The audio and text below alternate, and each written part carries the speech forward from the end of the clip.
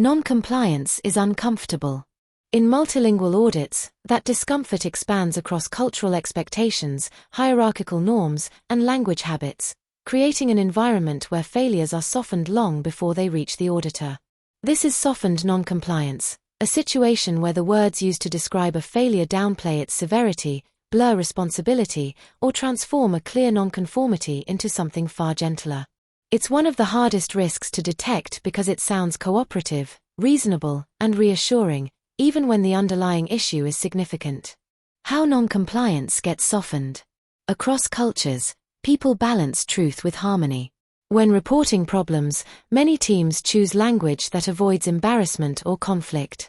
1. Findings are rephrased to avoid offense. Instead of "not done," you hear, "it was slightly delayed," or "it may not have been fully completed." The issue sounds smaller than it is. 2. Severity is downgraded automatically.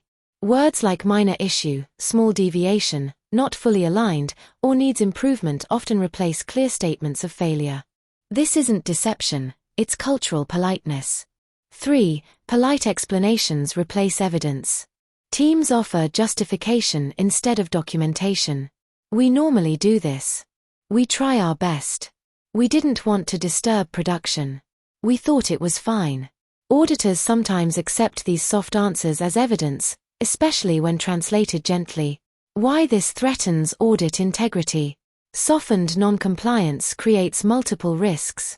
Audit findings underrepresent reality. Significant failures appear minor.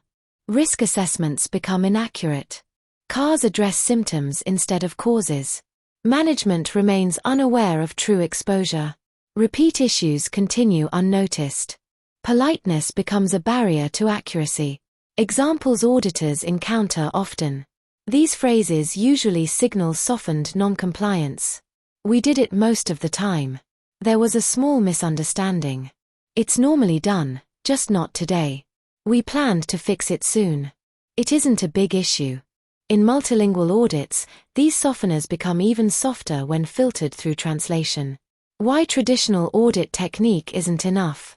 If auditors rely on verbal explanations, especially polite ones, they miss the underlying failure. Soft language offers comfort, not clarity.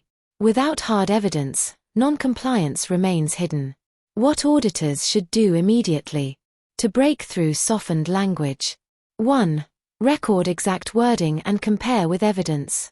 Precise phrasing reveals hidden severity.